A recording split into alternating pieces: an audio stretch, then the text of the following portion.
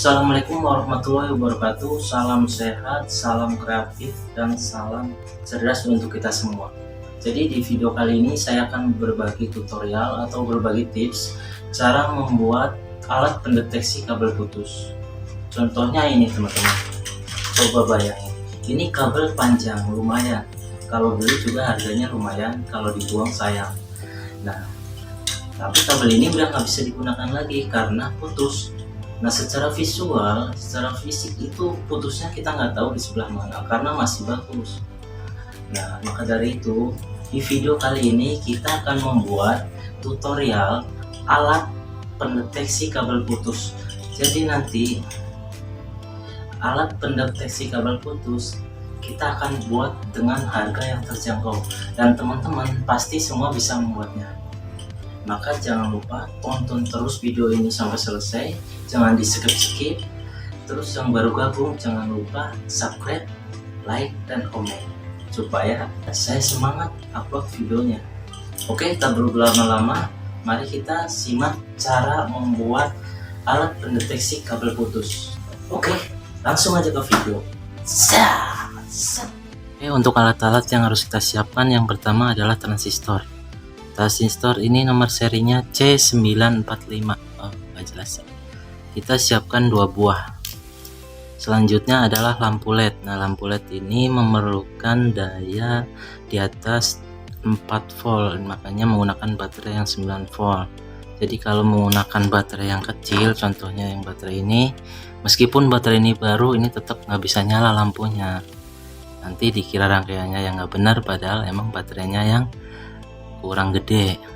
Untuk selanjutnya yaitu tembaga. Nah, ini tembaga kita ambil dari daleman kabel. Nanti tembaga ini akan kita gunakan sebagai radarnya atau alat yang bersinggungan langsung dengan kabel, karena kita akan membuat alat untuk mendeteksi kabel yang putus. Selanjutnya adalah baterai 9 volt. Ini mereknya terserah, yang penting ukurannya 9 volt. Nah, sebelum kita mulai tutorialnya atau cara merakitnya, yang pertama kita harus pastiin dulu kalau baterai ini ada arusnya dan lampu ini nggak putus. Caranya gimana? Langsung kita sambungkan aja lampu sama baterai. Nah, ini untuk kutub positif, ini yang sebelahnya yang gede itu negatif.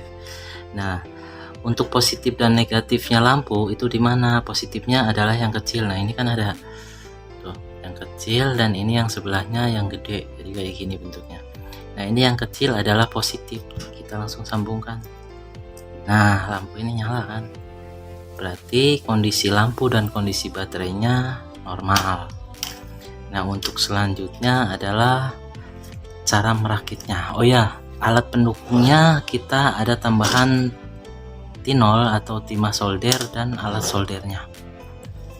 Oke, langsung aja kita cara merakitnya. Yang pertama kita siapkan transistornya, kita buka kedua belah kakinya. Nah, kayak gini kita buka dulu. Nah, nanti seperti ini. Harusnya sama nih, jelek. Nah, kayak gini.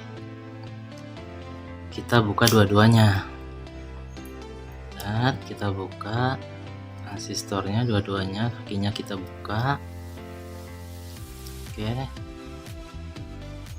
selanjutnya kaki yang tengah kita sambungin ke kaki yang tengah kayak gini. Nah, kita bengkokin lah biar lebih dekat ya. Kita bengkokin kayak gini,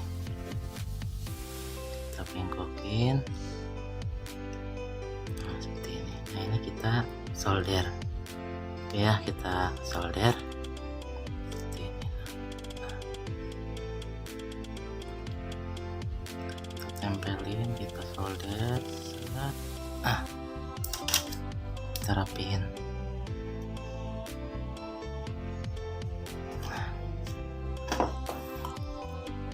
Nah, bentuknya seperti ini. Selanjutnya adalah kita satukan kaki yang tengah. Nah, ini juga kita solder. Oke ya, jadi yang tengah kita satu, yang pinggir kita ketengahin, kita solder juga.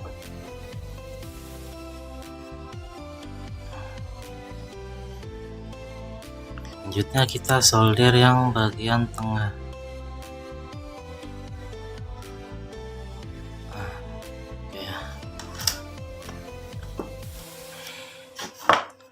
Nah, ini udah solder nih. Jadi transistor ini kaki tengah sama tengah disatuin, terus kaki yang pinggir yang langsung bersinggungan lagi antara transistor sama transistor juga kita satuin. Jadi seperti ini. Oke ya. Selanjutnya kita pasang lampu. Nah gini. Oke, nah ini kita solder. Jangan lupa ini yang kita sambung dengan kaki tengahnya transistor adalah kaki negatifnya lampu atau yang besar nih. Kalau ada dalam lampu yang posisinya besar berarti ini digabungin sama tengahnya transistor. Nah untuk yang pinggir nanti ini masuk ke baterai. Nah, ini nanti posisinya. Tapi sebelum kita rakit dan kita sambung ke baterai, kita rapiin dulu lah, kita potong dulu nih biar kelihatan rapi.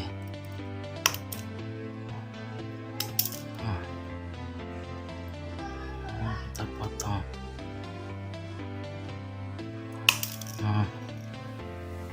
Ini kita samain nih, yang mau ke baterai kita samain. Oke ya, semuanya udah rapih nih. Jadi nanti ini ke baterai negatif, yang ini yang ada lampunya kita ke baterai positif seperti ini. Ini ke yang gede, yang lampu ke yang kecil baterai nih, kayak gini. Udah nyala. Dan nanti kayak gini. Satu lagi nih belum kita sambungin, tembaga yang nanti mau buat sensor ke objek. Tapi ini kayaknya kepanjangan, jadi kita potong dulu ini. Tembaganya kita potong dulu lah, kira-kira 3 cm kita potong dulu. Nah, segini aja biar nggak kepanjangan. Selanjutnya kita solder lagi dari tembaga ke arah transistor. Nah ini kayak gini.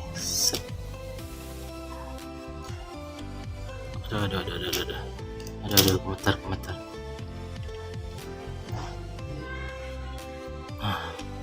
Oke, kayak gini ya.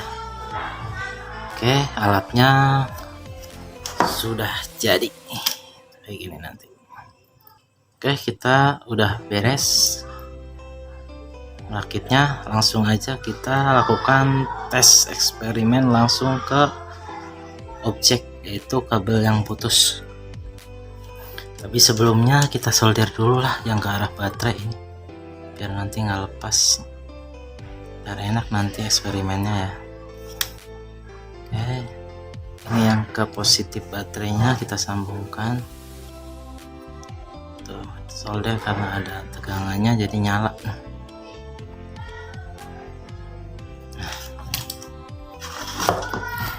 Oke, alat sudah jadi. Nah, alat ini bisa kita gunakan buat mendeteksi kabel-kabel yang rusak. Misalnya kalian ada kabel panjang tapi nggak bisa dipakai karena putus di tengah-tengah, sedangkan nyari putus yang di tengah itu sangat sulit. Kecuali dipotong kecil-kecil, itu pun belum tentu ketemu. Nah, supaya gampang cara nyarinya, kabel yang putus di sebelah mana, kita pakai alat ini. Alatnya singkat seperti ini. Nah, kalian supaya nanti lebih bagus lagi, misalnya kalian pengen di sini nih pakai saklar, ya udah ini tinggal putus aja. Ini kasih saklar ke sini. Jadi nanti kalau lagi nggak digunakan bisa dimatiin saklarnya.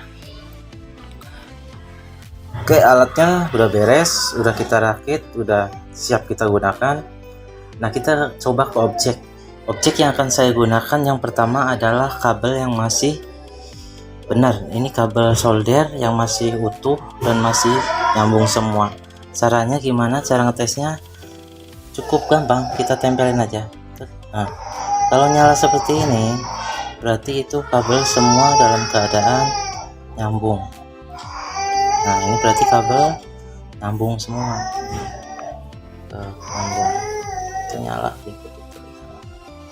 Nanti kalau misalnya di sini nih ada kabel yang putus, misalnya nih kalian punya kabel panjang yang nggak tahu posisi putusnya di mana.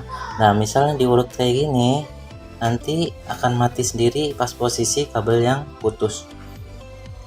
Oke, kita langsung coba aja pakai kabel yang udah putus, atau gak apa-apa kita pakai kabel solder ini, kita coba putusin di tengah, terus kita bungkus pakai lakban. Anggap aja itu kabel putus, tapi kita tidak tahu kalau itu kabel putusnya di sebelah situ.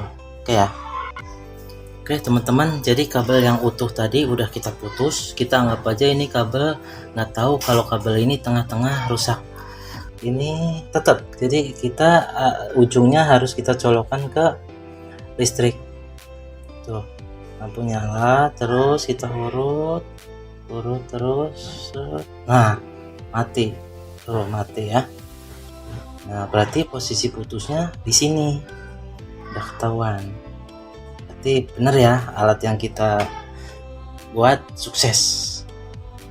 Nah, terus misalnya kalian nanya nih, Bang, kalau bukan kabel listrik gimana? Misalnya kabel wifi. Ya sama aja, tinggal ujungnya dikasih setrum, terus kita urutkan. Caranya satu-satu aja. Ujungnya kasih setrum positif, terus kita urutkan sepanjang kabel yang mau kita tes. Tapi jangan lupa yang dari router kita cabut dulu. Oke, mungkin tutorialnya cukup sekian dulu. Mudah-mudahan bermanfaat. Untuk yang baru gabung dan belum subscribe, silahkan subscribe. Jangan lupa like, share, dan komen. Mudah-mudahan video ini bermanfaat. Amin. Assalamualaikum warahmatullahi wabarakatuh.